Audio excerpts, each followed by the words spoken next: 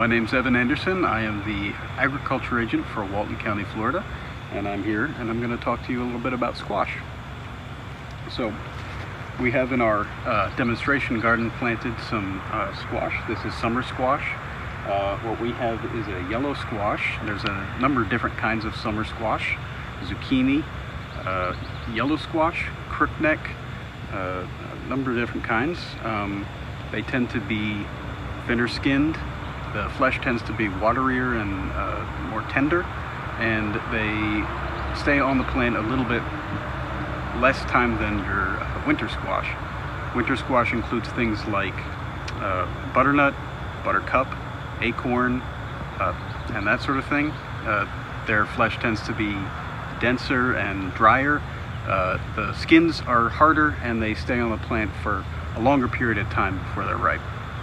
Both kinds of squash take up a lot of room. We've planted them a little bit close to our other vegetables here, so make sure when you're planting them that you leave plenty of room for them to sprawl out. They like to spread and sprawl and take up a lot of space.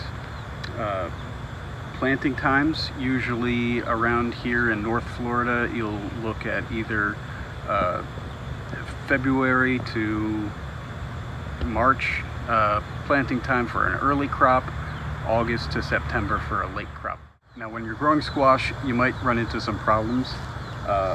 Insect problems are particularly bad on squash. We have some aphids on ours. They're little tiny soft-bodied insects that suck out the juices of the plant. You might also see ants going after them because they like to drink the honeydew that the aphids exude. The ants aren't a problem themselves, but the aphids are. Aphids, whiteflies, squash vine borers, which are moths that lay eggs on the plant. The larvae hatch and burrow into the stem. I've tried to control those by excluding them from the plots occasionally. You can use a floating row cover to cover them over, and as soon as you see the first blossoms, you pull that cover back off so that the pollinators can get to it. The flowers on a squash are single gender, so you'll have a male flower and a female flower, and the pollinators need to be able to get between those two, or you won't get any fruit.